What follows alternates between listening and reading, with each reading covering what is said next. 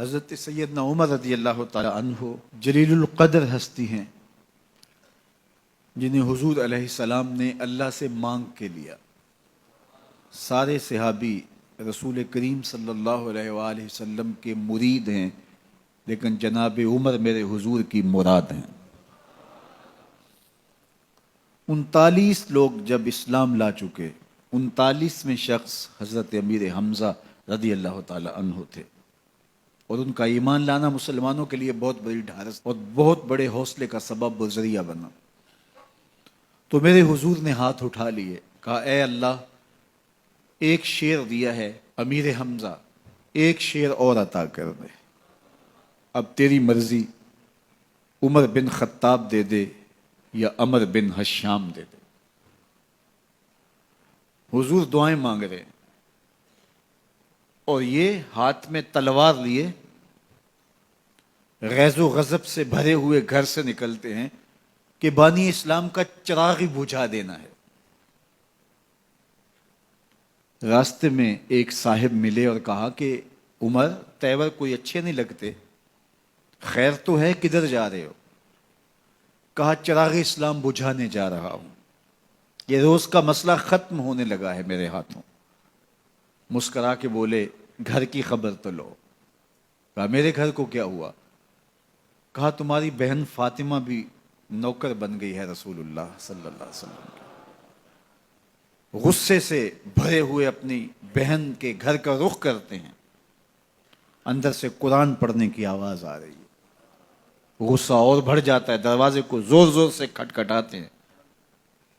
اہل خانہ سمجھ گئے ماجرا کیا ہے، گرجدار آواز ہے جناب عمر کی، دروازہ کھولو۔ جلدی سے معلم کو چھپا دیا اور بہن آگے بڑھ کے دروازہ کھولا۔ کہا تم سابی ہو گئے ہو، دین چھوڑ دیا تم نے، بتوں کی وفا ترک کر دی اور بے تحاشا مارنا شروع کیا۔ بہن کا سر پھٹ جاتا ہے، خون بہنے لگتا ہے اور یہ مارتے چلے جاتے ہیں۔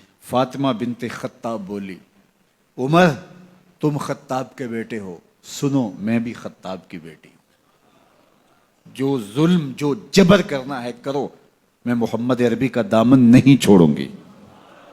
سوچنے پہ مجبور ہو جاتے ہیں وہ کون سی طاقت ہے جس نے بجلیاں بھر دی اس کے اندر۔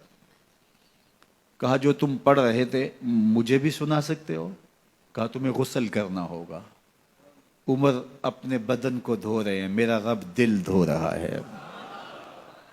اتنے میں معلم بھی قرآن لے کر آ جاتے ہیں اور قرآن کی تلاوت ہونے لگتی ہے۔ طٰہٰ ما انزلنا علیک القرآن لتشقیٰ، 14ویں رات کے محبوب چاند، ہم نے قرآن اس لیے نازل تو نہیں کیا تھا کہ تم مشقت میں پڑ جاؤ۔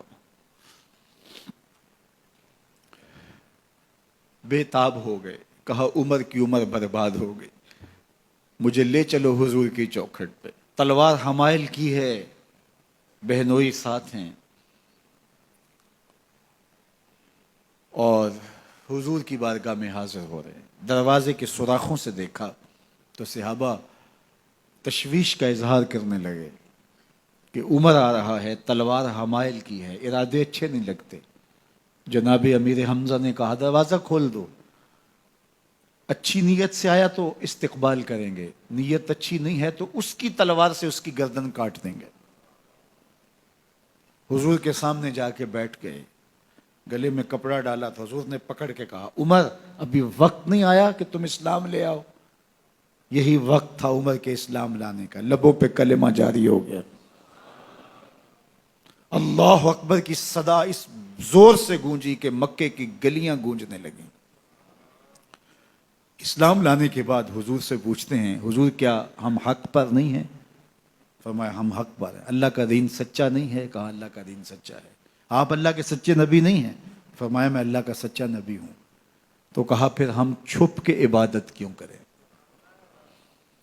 اب مسلمانوں کی 2 صفیں بنتی ہیں، ایک صف کی قیادت امیر حمزہ کرتے ہیں، دوسری صف کے آگے آگے عمر بن خطاب چلتے ہیں اور حضور درمیان میں ہیں، اور یہ ملکوتی قافلہ صحن حرم میں آ کے اعلانیہ عبادت کرتا ہے۔ حضرت عبداللہ ابن مسعود رضی اللہ تعالیٰ عنہ فرماتے ہیں عمر کا اسلام لانا اسلام کے لیے عزت کا سبب بنا، اسلام کے وقار کی علامت بن گیا۔